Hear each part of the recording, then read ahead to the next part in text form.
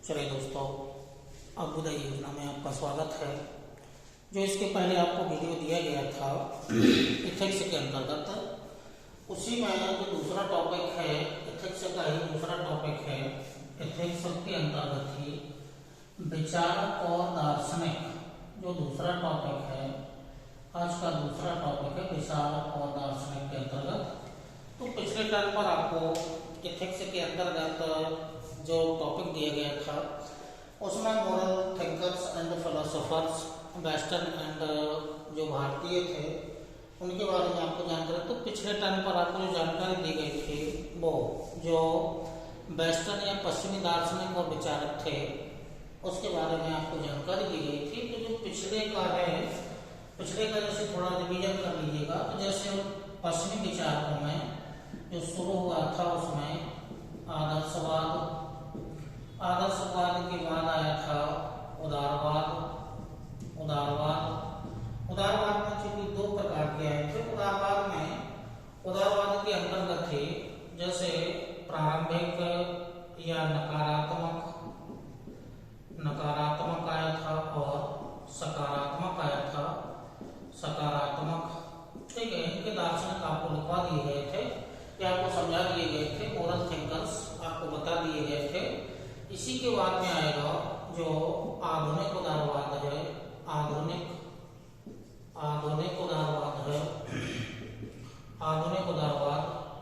उदारवाद के बाद जो आया होगा वो आधुनिक उदारवाद के बाद जो जस्ट आया होगा वो एलपीजी का युग आया होगा। एलपीजी या इसी को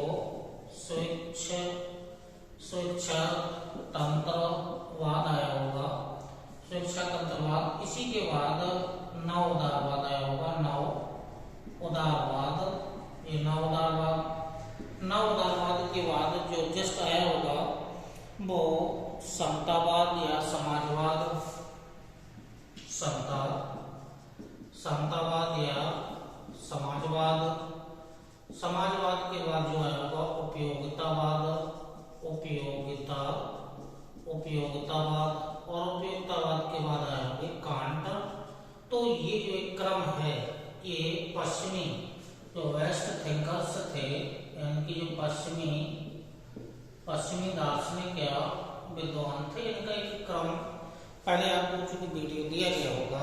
तो आदर्शवाद, उदारवाद जिसमें प्रारंभिक उदारवाद, उसके बाद सकारात्मक, फिर आधुनिक उदारवाद, एलपीजी जिसमें स्वेच्छा तंत्रवाद, नवोदारवाद, समता या समाजवाद और उपयोगितावाद के बाद है वो कांट के बारे में आपको एट लास्ट की वीडियो में आपको जानकारी दी होगी।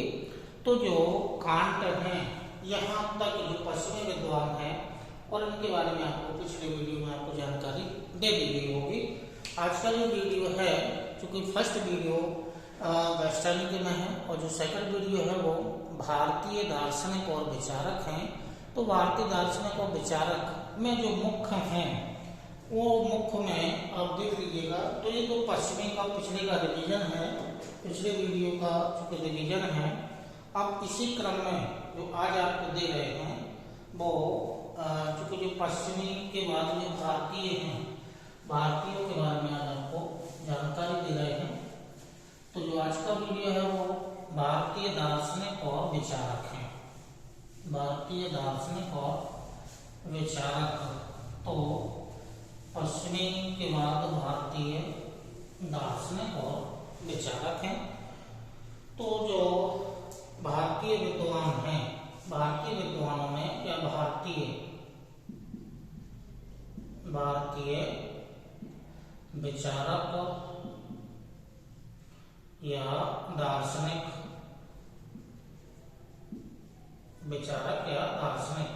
तो भारतीय विचारक और दार्शनिक के अंतर्गत कुछ शुरुआत करेंगे। वो मुख्य रूप से जो भारतीय विचारक और दार्शनिक हैं वो मुख्य रूप से जो कौटिल्य या चाणक्य,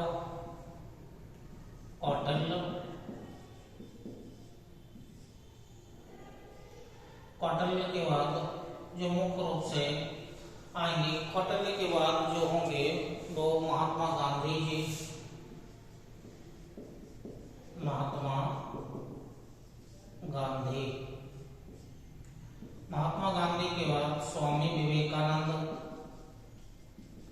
स्वामी विवेकानंद।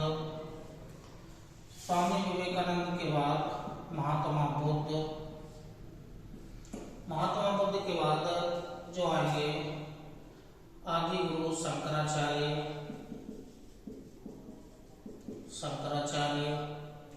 शंकराचार्य के बाद आएंगे जो मुख्य रूप से हैं श्री कृष्ण। ये भारतीय प्रमुख दार्शनिक और विचारक हैं। तो ये प्रमुख भारतीय दार्शनिक और विचारकों के अंतर्गत हैं। अब इनको एक एक करके आपको जानना है कि किस विचारक किस दार्शनिक ने क्या क्या नीति शास्त्र से संबंधित अपने सिद्धांत या जो स्टेटमेंट दिए हैं वो क्या क्या दिए हैं। तो भारतीय दार्शनिक और विचारकों में कौटिल्य, महात्मा गांधी जी, स्वामी विवेकानंद, महात्मा बुद्ध, आदि गुरु शंकराचार्य, श्री कृष्ण। अब इनके बारे में आपको एक एक करके आपको जानना है कि कौन कौन से विद्वानों ने क्या क्या इथिक्स से संबंधित अपने थ्योरी या कुछ सिद्धांत दिए हैं। तो ये भारतीय दार्शनिक या विचारक हैं। इनमें से जो क्रम से जो पहले हैं उनका नाम है कौटिल्य। तो कौटिल्य या विष्णुगुप्त या चाणक्य हैं। तो जो पहले विचारक हैं वो हैं कौटिल्य।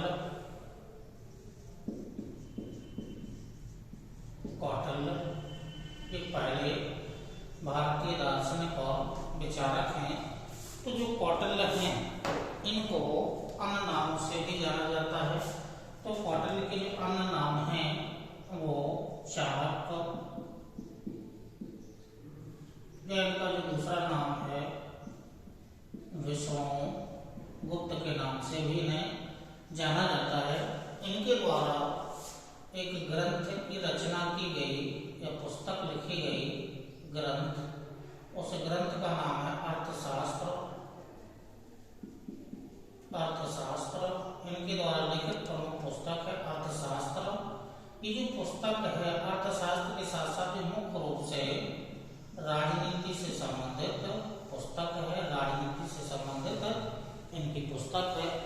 तो जो भारतीय विचारकों में हैं उनके अंतर्गत पहले जो विचारक हैं वो कौटिल्य, का नाम चाणक्य या विष्णुगुप्त के नाम से भी इन्हें जाना जाता है। इनकी कुटिल नीति वाले हैं, कुटिल नीति वाले हैं। तो इनके द्वारा एक पुस्तक लिखी गई जिसका नाम है अर्थशास्त्र है। और अर्थशास्त्र जो पुस्तक लिखी गई है, अर्थशास्त्र पुस्तक है, मुख्य रूप से राजनीति से संबंधित ये पुस्तक है। राजनीति से संबंधित ये ग्रंथ है, राजनीतिक ग्रंथ है। तो जो कौटिल्य हैं, कौटिल्य के द्वारा जो नीति शास्त्र या एथिक्स से संबंधित कुछ सिद्धांत या कुछ स्टेटमेंट दिए गए हैं, उनको स्टेटमेंट को देखिएगा जो भी दिए गए हैं। तो कौटिल्य के अनुसार क्या क्या होता है। तो कौटिल्य के अनुसार जो सबसे बड़ा यानी कि राष्ट्र से बड़ा कुछ नहीं है, कि राष्ट्र सब कुछ है। यानी कि राष्ट्र से बड़ा कुछ नहीं, राष्ट्र से बड़ा कुछ नहीं है। ये प्रमुख स्टेटमेंट है कौटिल्य का। जैसे वर्तमान में अमित शाह जी हैं, तो अमित शाह जी की जो नीति है वो चाणक्य या कौटिल्य नीति है। वो राष्ट्र को सर्वप्रमुख मानते हैं। तो जैसे अमित शाह की जो नीति है वो चाणक्य नीति है। भारत का चाणक्य उन्हें कहा ही जाता है। यानी कि बात जो अमित शाह हैं, अमित शाह की जो नीति है वो कौटिल्य नीति है। तो राष्ट्र से बड़ा कुछ नहीं है, यानी कि राष्ट्र सर्वोपरि है। तो जो राष्ट्र सर्वोपरि है एक पॉइंट है। दूसरा पॉइंट है अर्थशास्त्र में उन्होंने सिद्धांत दिए हैं सप्तांग सिद्धांत। सप्तांग सिद्धांत का जो दिए गए हैं वो अर्थशास्त्र में दिए हैं सप्तांग सिद्धांत। और सप्तांग सिद्धांत में एक सिद्धांत है यानी कि स्वामी या राजा,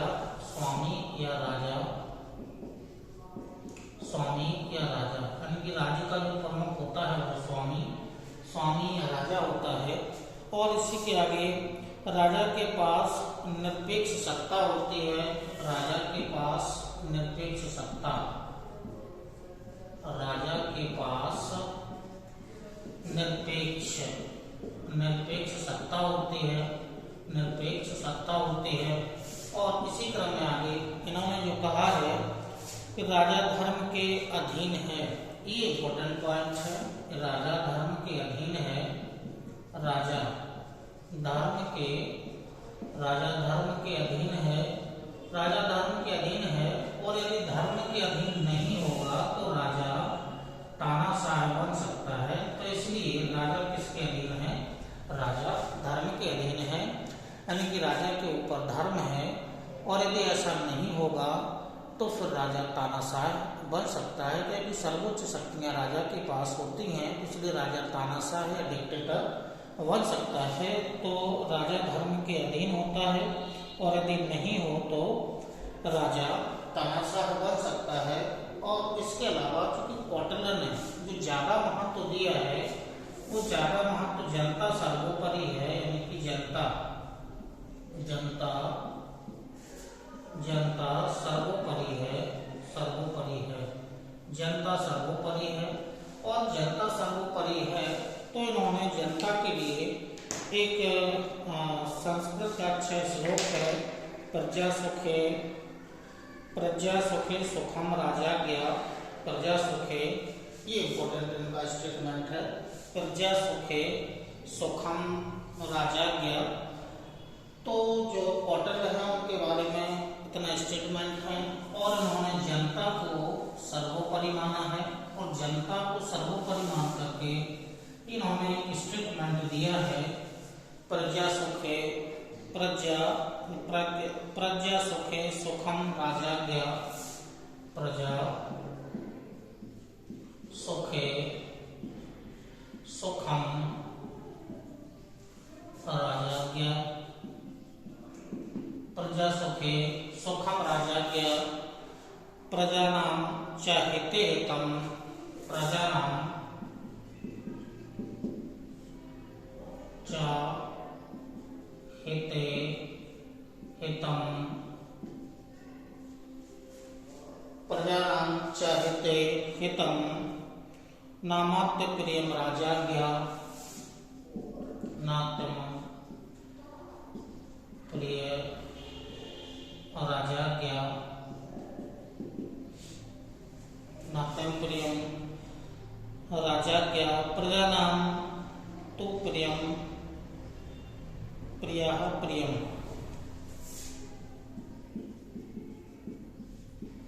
तो प्रिया प्रियम।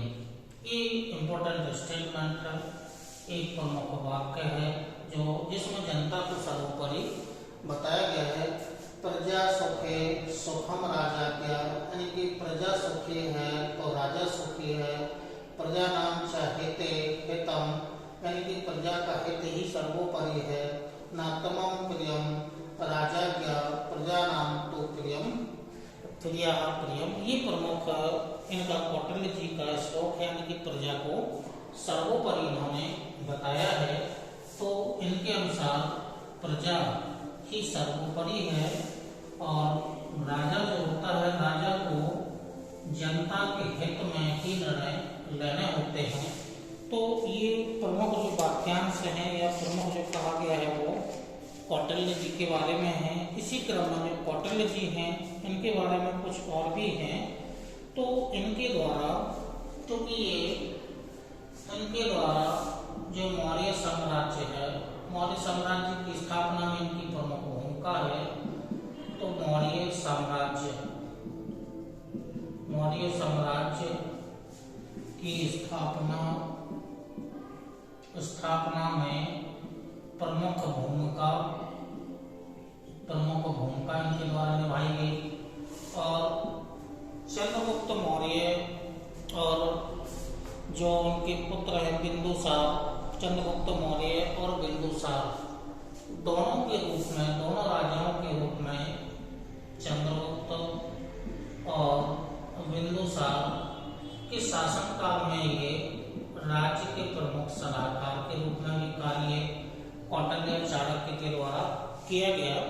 चंद्रगुप्त मौर्य और बिंदुसार के शासनकाल में ये प्रमुख सलाहकार थे मौर्य साम्राज्य में।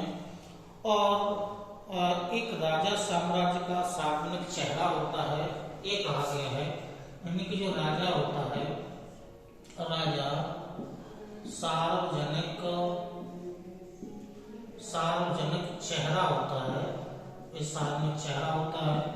और इसी के अलावा इन्होंने जो स्टेटमेंट दिया है, एक राजा का अंतिम उद्देश्य, यानी कि जो राजा का मुख्य उद्देश्य है वो कल्याणकारी राज्य की स्थापना है। कल्याणकारी राज्य की स्थापना है। कल्याणकारी राज्य की स्थापना करना ये प्रमुख स्टेटमेंट है। वेलफेयर स्टेट की स्थापना करना राजा का मुख्य उद्देश्य है। और साथ में ये भी है कि राजा के द्वारा धर्म का प्रचार प्रसार किया जाए।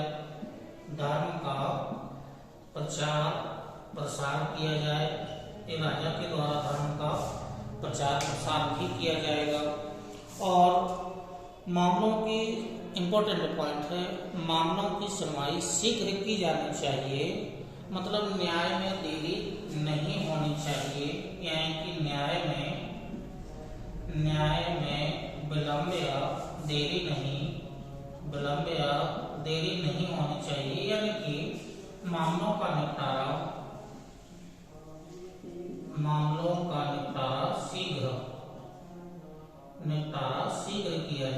शीघ्र किया जाना चाहिए। तो ये जो प्रमुख स्टेटमेंट हैं, ये कौटिल्य जी से संबंधित हैं, विचारक हैं। मौर्य साम्राज्य की स्थापना इन्हीं के द्वारा की गई थी। चंद्रगुप्त तो बिंदुसार के प्रमुख सलाहकार भी रहे। राजा जो होता है वो जनता का एक चेहरा होता है। उनका राजा का मुख्य उद्देश्य कल्याणकारी राज्य की स्थापना होना चाहिए। धर्म का प्रचार प्रसार करना भी राजा का प्रमुख कार्य है। न्याय में इनके मामलों का निपटारा शीघ्र किया जाना चाहिए, मतलब न्याय में देरी नहीं की जानी चाहिए। तो इसी क्रम में जो कौटिल्य हैं, कौटिल्य की ये प्रमुख स्टेटमेंट एवं प्रमुख पॉइंट हैं। और इसी के आगे इन्होंने जो मुख्य रूप से एक स्टेटमेंट दिया है, वो स्टेटमेंट मुख्य है कि जो मुख्य है, तो इनकी धर्म या जो धार्मिक तपस्या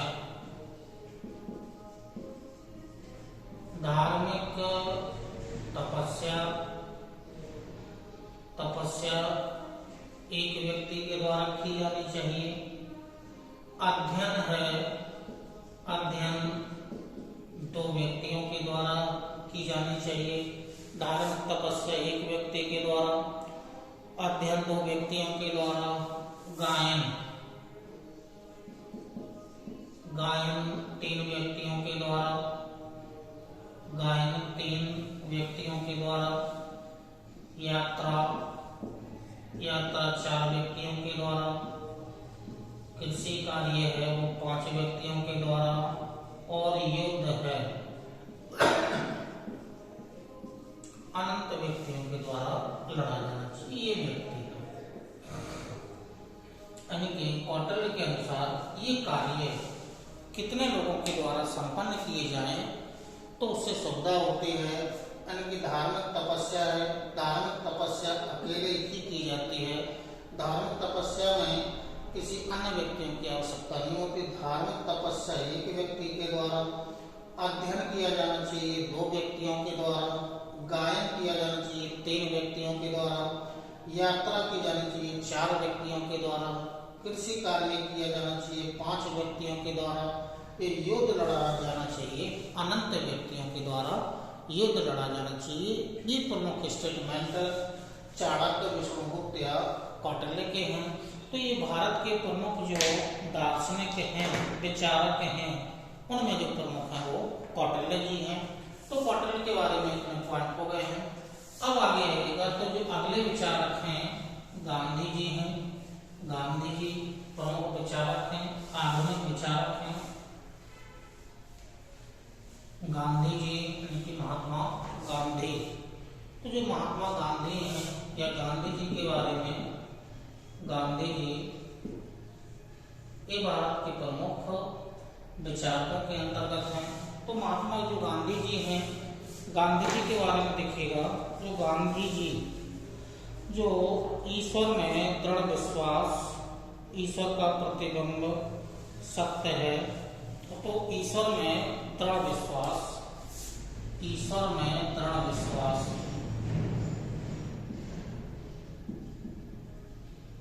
दृढ़ विश्वास इनके द्वारा कहा गया था कि ईश्वर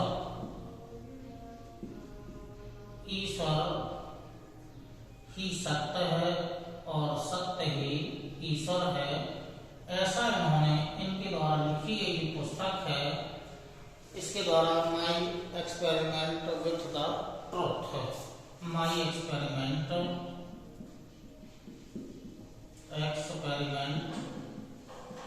विथ द ट्रुथ, इनके द्वारा ये पुस्तक लिखी गई है। इस पुस्तक में उल्लेख है कि ईश्वर ही सत्य है और सत्य ही ईश्वर है। ये जो स्टेटमेंट लिया गया है वो my experiment with the truth Gandhi ji के द्वारा लिखी गई प्रमुख पुस्तक है। तो ऐसा इन्होंने माई एक्सपेरिमेंट विथ द ट्रुथ में किया है।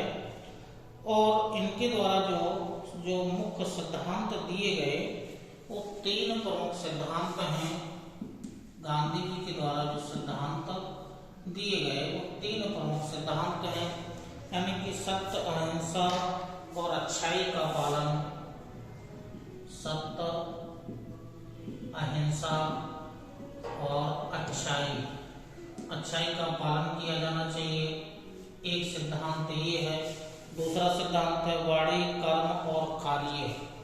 वाणी, कर्म और कार्य का पालन किया जाना चाहिए, पालन करना चाहिए। तो गांधी जी के ये 3 प्रमुख सिद्धांत हैं। इसी क्रम में ईश्वर सर्वोच्च है, यानी कि ईश्वर सर्वोच्च है। गांधी जी के द्वारा ईश्वर को सर्वोच्च माना गया है, यानी कि ईश्वर सर्वोच्च है, तो ईश्वर सर्वोच्च है। इसी क्रम में जो गांधी जी के द्वारा जो विचार दिए गए हैं, अहिंसा साधन है और सत्य साध्य है। अहिंसा साधन है और सत्य साध्य है। सत्य साध्य है, इनके द्वारा ऐसा कहा गया है। अपने नागरिकों को सशक्त बनाकर राष्ट्र का निर्माण, सशक्त राष्ट्र का निर्माण किया जा सकता है, यानी कि नागरिकों को सशक्त बनाकर सशक्त राष्ट्र का निर्माण किया जा सकता है। यानी कि सशक्त, जब नागरिक सशक्त होगा तो राष्ट्र का निर्माण भी सशक्त होगा, यानी कि राष्ट्र सशक्त होगा। अपने नागरिकों को सशक्त बनाकर सशक्त राष्ट्र का निर्माण किया जा सकता है। सामाजिक एकीकरण, मानसिक स्वास्थ्य पर अनुकूल प्रभाव, इनके द्वारा क्या है? सामाजिक एकीकरण और सामाजिक एकीकरण से जो मानसिक स्वास्थ्य होता है, मानसिक स्वास्थ्य पर प्रति अनुकूल प्रभाव पड़ता है। गांधी जी के द्वारा ब्रिटिश, इनका जो प्रमुख स्टेटमेंट है तो यहाँ पर हो गया है। गांधी जी ने ईश्वर में दृढ़ विश्वास दिखाया, यानी कि ईश्वर ही सत्य है, सत्य ही ईश्वर है। ये जो स्टेटमेंट ऐसा इन्होंने कहा है, my experiment with the truth नाम की जो पुस्तक इन्होंने लिखी है, इसमें कहा गया है। इन्होंने मुख्य रूप से जो सिद्धांत दिए हैं, सत्य, अहिंसा और अच्छाई का पालन किया जाना चाहिए। वाणी, कर्म और कार्य का पालन किया जाना चाहिए, कर्तव्य का पालन किया जाना चाहिए। ईश्वर सर्वोच्च है, अहिंसा साधन है, सत्य साध्य है। नागरिकों को स्वस्थ बनाकर एक स्वस्थ राष्ट्र का निर्माण किया जा सकता है। सामाजिक एकीकरण से मानसिक स्वास्थ्य पर अनुकूल प्रभाव पड़ता है, क्योंकि गांधी जी के द्वारा गांवों को यानी कि गांवों को भारत की आत्मा कहा गया है। भारत की आत्मा से संबोधित गांवों को भारत की आत्मा कहा गया है। ये गांधी जी का प्रमुख स्टेटमेंट है। इसी क्रम में जो गांधी जी ने कुछ विचार और दिए हैं, तो वो आगे वाले जो विचार हैं इसी क्रम में आगे आपको दिए जा रहे हैं।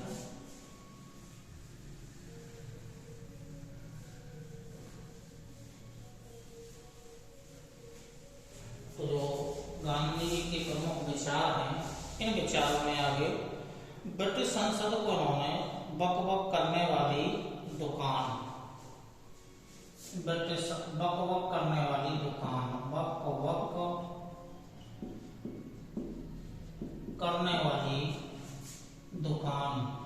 करने वाली दुकान ये संबोधित किया है ब्रिटिश पार्लियामेंट को। और ऐसा उन्होंने दिया है कि उनके द्वारा जो पुस्तक लिखी गई है हिंद स्वराज्य में ऐसा कहा गया है, तो ब्रिटिश संसद को इनके द्वारा बक करने वाली दुकान के नाम से संबोधित किया। और ऐसा इन्होंने लिखा है, इनके द्वारा लिखी गई पुस्तक है वो हिंद स्वराज नाम की पुस्तक है। और इसी पुस्तक में ये भी कहा गया है कि अंत्योदय यानी कि सर्वोदय, तो सर्वोदय की जो अवधारणा है, मतलब सभी का उदय यानी कि सभी का उदय, सर्वोदय वाली संकल्पना है, वो हिंद स्वराज नामक पुस्तक में लिखा गया है कि सभी का उदय होना चाहिए। तो सर्वोदय की संकल्पना हिंद स्वराज में दी गई। और अंत्योदय जो विनोबा भावे जी हैं, विनोबा भावे के द्वारा जो दिया गया है वो अंत्योदय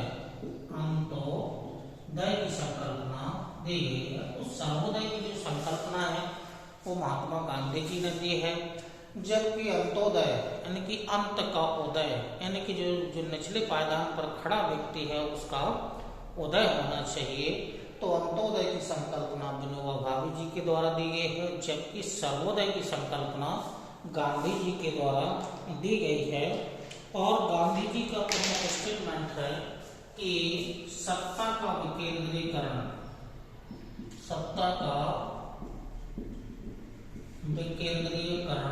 किया जाना चाहिए। तो सत्ता का विकेंद्रीकरण की जो संकल्पना है, सत्ता का विकेंद्रीकरण होना चाहिए, तभी सभी का उदय एक साथ होगा। तो सत्ता का विकेंद्रीकरण की संकल्पना गांधी जी की है। इसी क्रम में यानी कि विश्व को जीतने के लिए अहिंसा एक मजबूत हथियार है। यानी कि जो अहिंसा है, अहिंसा एक ऐसा हथियार है जिससे विश्व को जीता जा सकता है, यानी कि जीता जा सकता है। तो अहिंसा को उन्होंने प्रमुख हथियार अपना, अहिंसा प्रमुख हथियार है। अहिंसा के माध्यम से विश्व विजय प्राप्त की जा सकती है। और गांधी जी के जो प्रमुख जो स्टेटमेंट हैं, इसी क्रम में गांधी जी हैं अराजकतावादी, उनकी विचारधारा है अराजकतावादी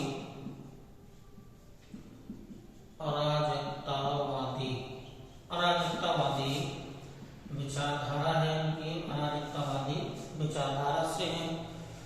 और राज्य का होना अपने आप में एक अनुचित है, यानी कि ये व्यक्तिवादी विचारधारा है।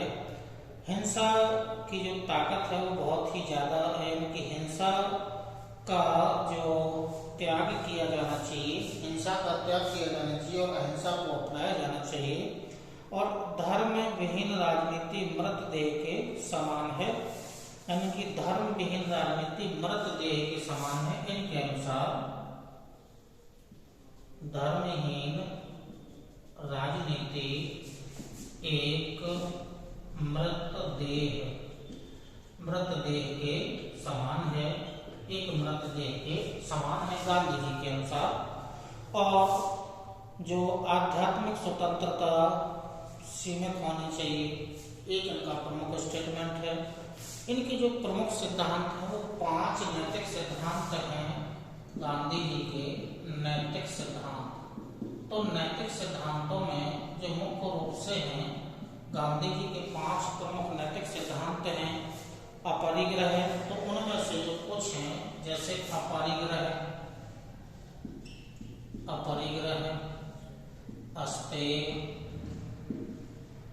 अस्तेय और अहिंसा। यानी कि अपरिग्रह मतलब भ्रष्टाचार नहीं होना चाहिए, भ्रष्टाचार से मुक्त होना चाहिए, और अहिंसा। तो जो 5 प्रमुख नैतिक सिद्धांत है गांधी जी के, उनमें से अपरिग्रह, अस्तेय और अहिंसा की संकल्पना इनके द्वारा प्रमुख की गई है। तो जो गांधी जी के द्वारा जो प्रमुख विचार दिए गए हैं, एथिक्स या नीति शास्त्र से संबंधित प्रमुख विचार हैं, उनमें कौटिल्य के बाद जो हैं वो गांधी जी। अब गांधी जी के बाद जो प्रमुख विचारक हैं, उन विचारकों में जो मुख्य रूप से विचारक हैं स्वामी विवेकानंद। तो इसी क्रम में आगे स्वामी विवेकानंद। इसी क्रम में आगे जो प्रमुख विचारक हैं महात्मा गांधी जी के, तो महात्मा गांधी जी हैं अहिंसा है, अहिंसा को प्रमुख सत्ता पर राज्य करने के लिए अहिंसा को प्रमुख हथियार बनाया गांधी जी के द्वारा। और नैतिक जो 5 सिद्धांत दिए गए हैं, उनमें से 3 को सर्वोपरि माना, अस्तेय, अपरिग्रह और अहिंसा को प्रमुख उन्होंने सिद्धांत माना। अगले जो थिंकर्स हैं या जो विचारक हैं, स्वामी विवेकानंद। स्वामी विवेकानंद प्रमुख अगले भारतीय विचारक हैं, स्वामी विवेकानंद। तो जो स्वामी विवेकानंद जी हैं, वेदांत दर्शन, कर्मयोग, राजयोग, वेदांत दर्शन, इनके द्वारा जो प्रमुख सिद्धांत दिए गए हैं, वेदांत दर्शन,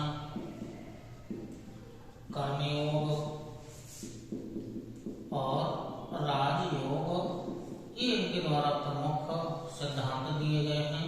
वेदांत दर्शन यानी कि वेदों का अध्ययन, कर्मयोग और राजयोग को इन्होंने सर्वोपरि माना, यानी कि इन्होंने इस पर बहुत सारे कार्य किए। वेदांत दर्शन, कर्मयोग और राजयोग पर कार्य किए गए हैं स्वामी विवेकानंद जी के द्वारा। अब जो अगला उनके बारे में जो इनका विचार था, हमें भारत की राजनीति को समझना है, इससे पहले धर्म की भाषा के माध्यम से समझना होगा। तो हमें यदि भारत की राजनीति को समझना है, भारत की राजनीति यानी कि राजनीति को समझना है, तो उससे पहले हमें धर्म को समझना होगा, और धर्म के माध्यम से राजनीति को हमें समझना होगा। तो राजनीति को समझना है, उससे पहले हमें धर्म के माध्यम से धर्म का अध्ययन करना होगा, और धर्म के अध्ययन के माध्यम से भारत की राजनीति को समझा जा सकता है, यानी कि धर्म की भाषा के माध्यम से समझा जा सकता है। और इनका जो प्रमुख इनके द्वारा स्वामी विवेकानंद के द्वारा शिक्षा पर अधिक कार्य किए गए। तो इनका जो प्रमुख स्टेटमेंट है, वंचित वर्गों को शिक्षा दी जानी चाहिए, वंचित वर्गों को शिक्षा दी जानी चाहिए। इनका वंचित वर्ग को शिक्षा दी जानी चाहिए, इनका प्रमुख स्टेटमेंट। कार्य तो उनके यानी कि पर्दा प्रथा, जाति प्रथा, महिला शिक्षा या बालिका शिक्षा और बहुत सारे कार्य इनके द्वारा सामाजिक कार्य किए गए हैं। तो वंचित वर्गों को शिक्षा दी जानी चाहिए, जिससे राज्य का उत्थान होगा, राज्य एक सशक्त बनेगा। तो विवेकानंद जी के द्वारा ये प्रमुख पॉइंट दिए गए हैं। अगला जो है वो भारतीयों में राष्ट्र प्रेम।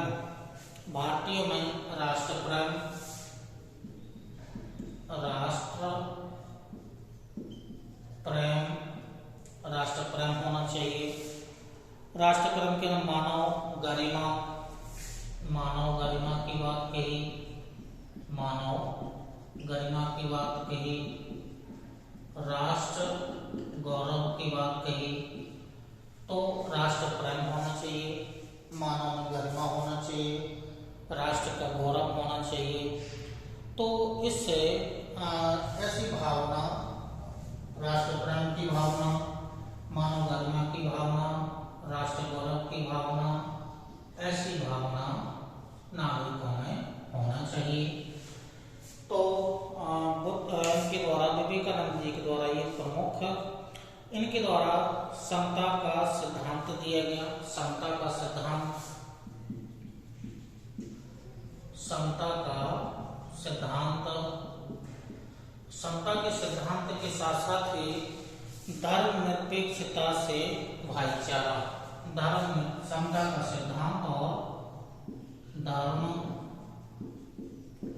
निरपेक्षता से भाईचारा, भाईचारा की भावना उत्पन्न होगी विवेकानंद जी के द्वारा।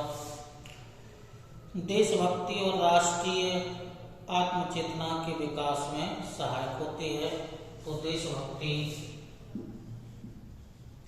देशभक्ति राष्ट्रीय चेतना की भावना का विकास किया जाना चाहिए।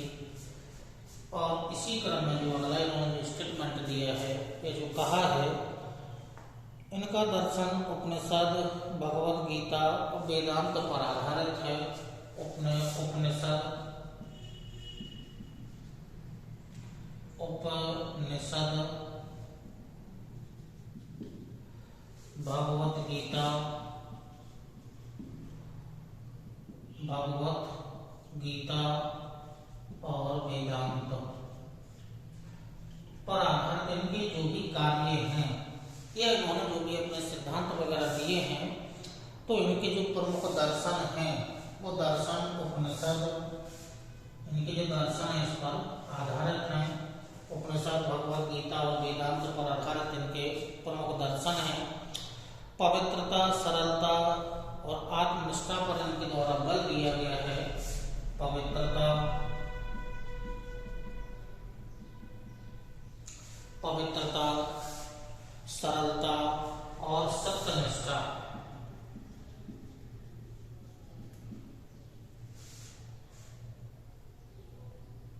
सरलता पर बल दिया, इनके द्वारा बल दिया गया है। इसी क्रम में स्वामी विवेकानंद का जो प्रमुख शिक्षा है, धर्म शिक्षा का केंद्र बिंदु होना चाहिए। धर्म, जो धर्म है शिक्षा का केंद्र बिंदु होना चाहिए। तो यहाँ पर जो एथिक्स से संबंधित जो कुछ पॉइंट आ रहे हैं, वेदांत दर्शन, कर्मयोग, राजयोग पर इनके द्वारा बहुत सारे कार्य किए गए। राजनीति, धर्म के भाषा के माध्यम से राजनीति की जानी चाहिए। शिक्षा पर इनके द्वारा विशेष बल दिया गया है। तो स्त्री शिक्षा के साथ साथ में वंचित वर्गों को शिक्षा दी जानी चाहिए, स्त्री शिक्षा के साथ साथ में। और भावना, यानी कि भारतीयों में राष्ट्र प्रेम, मानव गरिमा, राष्ट्र गौरव की भावना का विकास किया जाना चाहिए। समता का सिद्धांत, धर्मनिरपेक्षता से भाईचारा में वृद्धि होती है। तो समता का सिद्धांत इनके द्वारा दिया गया, यानी कि सभी का उत्थान, जो सर्वोदय वाली जो संकल्पना थी वो समता के सिद्धांत से ही संबंधित है। धर्मनिरपेक्षता से भाईचारा में वृद्धि होती है, तो धर्मनिरपेक्षता होनी चाहिए। देशभक्ति, राष्ट्रीय चेतना की भावना का विकास किया जाना चाहिए। इनका इन्होंने के जो प्रमुख दर्शन थे वो उपनिषद, भगवत गीता और वेदांत पर आधारित इनके प्रमुख दर्शन हैं। पवित्रता, सत्यनिष्ठा, सरलता पर विशेष बल दिया जाना चाहिए और शिक्षा दी जानी चाहिए, तो उसका केंद्र बिंदु धर्म होना चाहिए। तो यहाँ पर जो सत्य निष्ठा वाला जो शब्द है एथिक्स से संबंधित है, तो स्वामी विवेकानंद जी के द्वारा ये प्रमुख दिए गए हैं। तो आप ऐसे मेंस के लिए ऐसे शॉर्ट नोट सिनॉप्शन टाइप के बना लेंगे तो आप निश्चित हैं कि आप 5-6 वाक्य आराम से मेंस की दृष्टि से आप आराम से लिख सकते हैं, तो उसमें कोई समस्या नहीं है। तो जैसे जितना पॉइंट हैं स्वामी विवेकानंद जी के बारे में 1, 2, 3, 4, 5, 6, 7, 8, 9, इनमें से आपको 5-6 स्टेटमेंट या 5-6 जो वाक्य दिए गए हैं यही आप समझ जाते हैं, यही आप मेंस में लिख देते हैं तो बहुत अच्छा है। तो ये मेंस के लिए आप ऐसे शॉर्ट नोट टाइप के बना सकते हैं और ऐसे ही आप शॉर्ट नोट के रूप में लिख सकते हैं, या इनको एक डायग्राम के माध्यम से आप इसको दिखा सकते हैं, या ऐसे करके स्वामी विवेकानंद ऐसे करके और ऐसे आप ऐसे करके प्रमुख जो पॉइंट हैं ऐसे करके प्रमुख पॉइंट विवेकानंद यानी कि स्वामी विवेकानंद ऐसे करके भी आप ऐसे लिख सकते हैं, शॉर्ट नोट आप उसके बना सकते हैं। तो जो स्वामी विवेकानंद जी हैं उन्होंने एथिक्स या नीति शास्त्र के बारे में जो प्रमुख एथिक्स से संबंधित जो भी उनके द्वारा दर्शन दिए गए हैं, जो भी सिद्धांत दिए गए हैं या जो दर्शन दिए गए हैं या जो विचार दिए गए हैं, ये प्रमुख इनके विचार हैं स्वामी विवेकानंद जी के राष्ट्र के प्रति, राज्य के प्रति ये प्रमुख विचार हैं। इसी क्रम में आगे जो महात्मा बुद्ध जो अगले विचारक हैं, महात्मा बुद्ध, गौतम बुद्ध या महात्मा बुद्ध,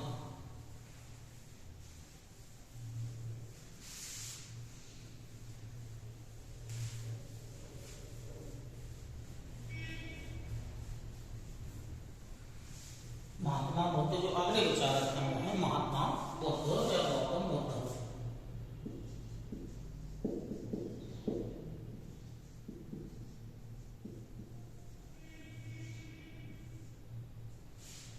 गौतम बुद्ध ये प्रमुख अगले विचारक हैं। तो जो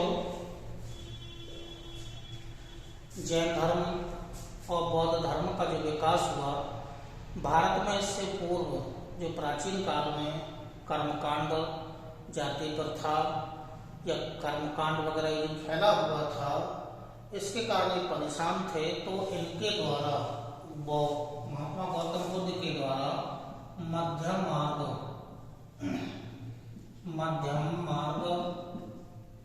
का पालन किया गया है।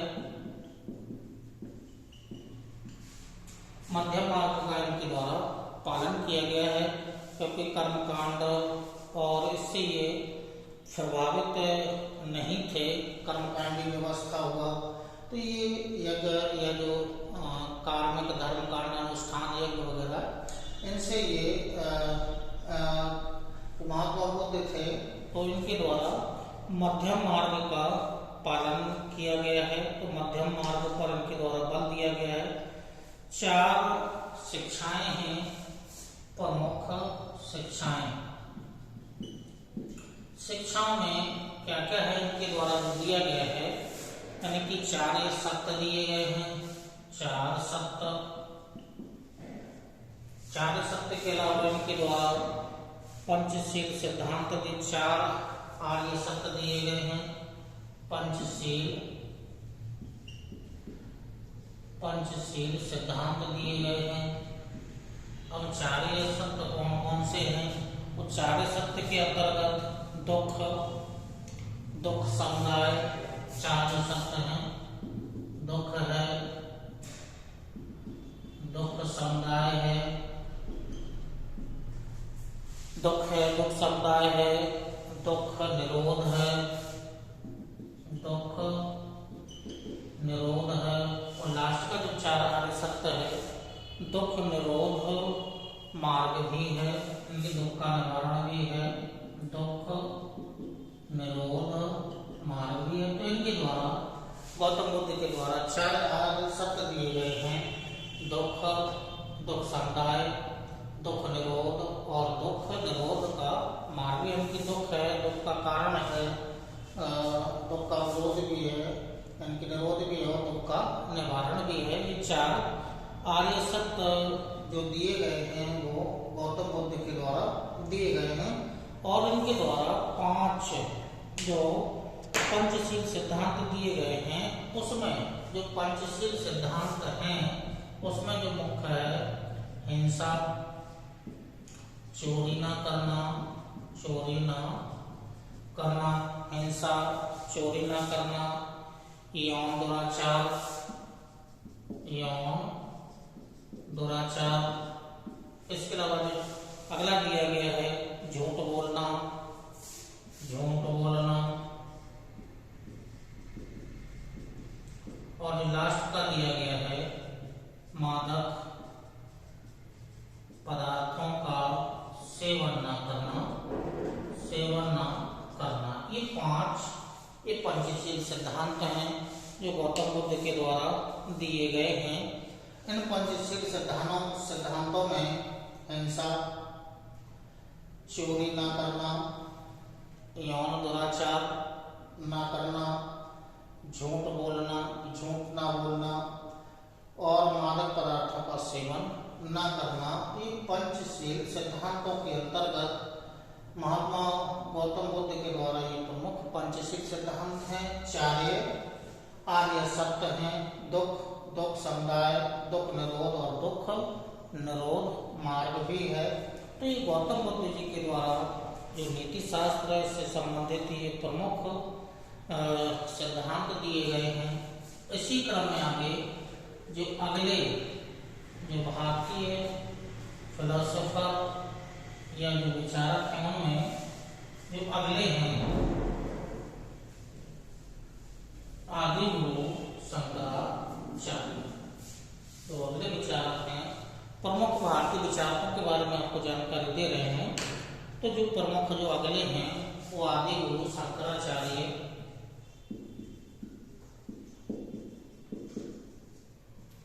शंकराचार्य।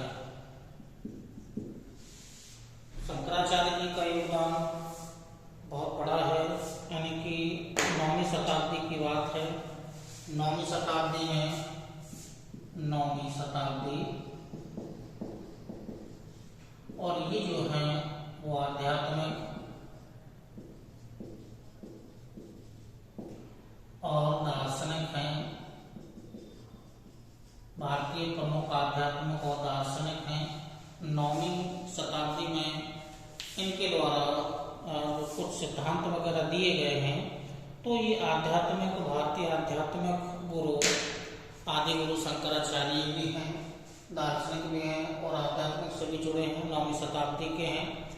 परमात्मा का पूर्ण अस्तित्व, परमात्मा इनके द्वारा जो प्रमुख सिद्धांत दिए गए हैं, परमात्मा का पूर्ण अस्तित्व, परमात्मा का पूर्ण अस्तित्व है। जबकि इन्होंने आत्मा को परिवर्तनशील कहा है, यानी कि आत्मा जो होती है आत्मा परिवर्तनशील होती है।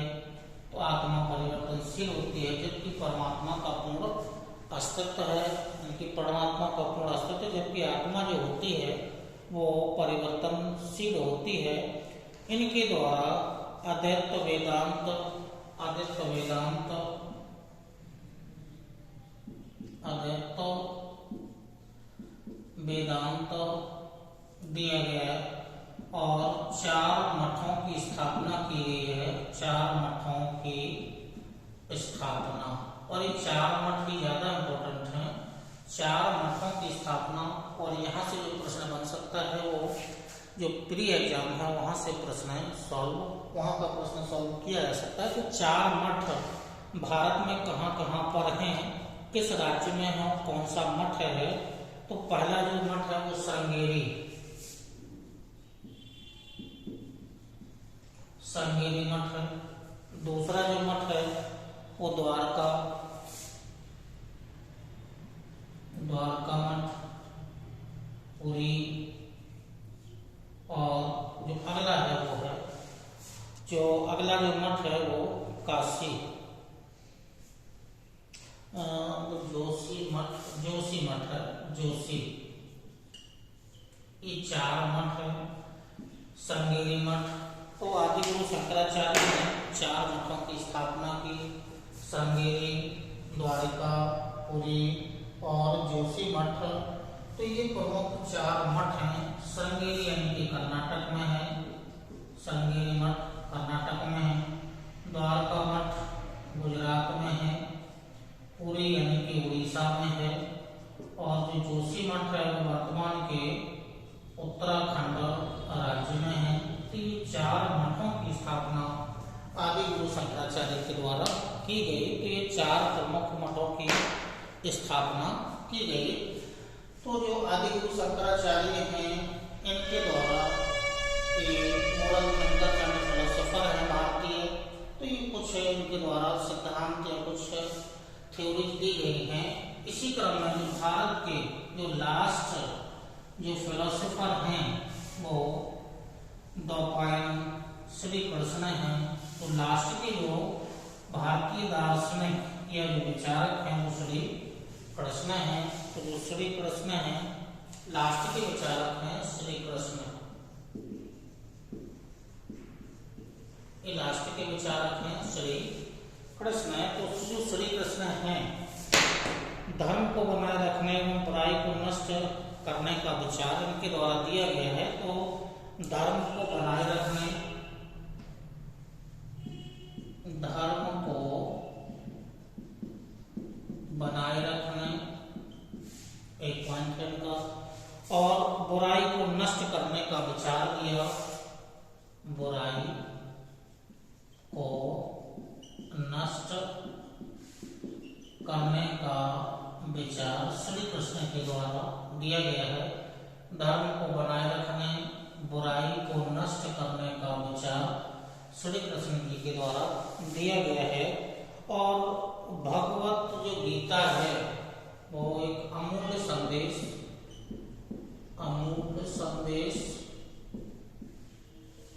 इनका है। जो भगवत गीता है अमूल्य इनका एक संदेश है, वो भगवत गीता है। और गीता के जो कुछ रहस्य हैं वो गीता के प्रमुख रहस्य हैं, यानी कि गीता रहस्य हैं। और गीता रहस्य में हमें क्या क्या दिया गया है? व्यक्ति को अपने कर्तव्यों को पूरा करना चाहिए, व्यक्ति को अपने कर्तव्यों को पूरा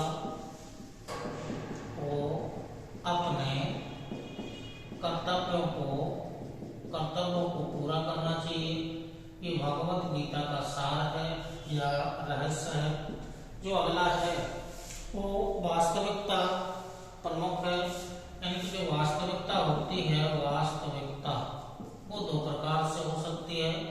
वो दृश्य भी हो सकती है और अदृश्य भी हो सकती है। भगवत गीता का अगला रहस्य। और लास्ट में ईश्वर की सर्वव्यापकता, ईश्वर की सर्वव्यापकता, ईश्वर की सर्वव्यापकता, ये गीता का रहस्य है, गीता का ये प्रमुख सार है। तो जो श्री कृष्ण है, जो भारतीय दार्शनिक और विचारक हैं, इनके द्वारा भगवत गीता का प्रमुख या अमूल्य संदेश है। गीता का रहस्य व्यक्तियों को अपने कर्तव्यों को पूरा करना चाहिए, पालन करना चाहिए। वास्तविकता 2 प्रकार से हो सकती है, दृश्य और अदृश्य। ईश्वर का यानी कि ईश्वर सर्वव्यापक है। तो जो आज का जो वीडियो आपको दिया जा रहा है या दिया गया है वो इसके पहले जो दिया गया था वेस्टर्न थिंकर्स एंड फिलोसोफर थे। आज का जो वीडियो आपको दिया गया है वो इंडियन फिलोसोफर एंड थिंकर्स हैं, जिसमें कौटिल्य, गांधी जी, स्वामी विवेकानंद, महात्मा बुद्ध और जो इसी क्रम में जो आगे आपको दिए गए हैं और किनके क्या क्या विचार थे, नीति शास्त्र से संबंधित प्रमुख इनके विचार हैं। इन विचारों में जो मेंस एग्जाम है, मेंस एग्जाम की दृष्टि से 5-5, 6-6 पॉइंट आपको मुख्य रूप से जानना है। तो भारतीय विचारक और जो पश्चिमी विचारक, उसमें 4 से 5 पॉइंट आपको प्रमुख रूप से लिखना है मेंस की दृष्टि से और आपको जानना है।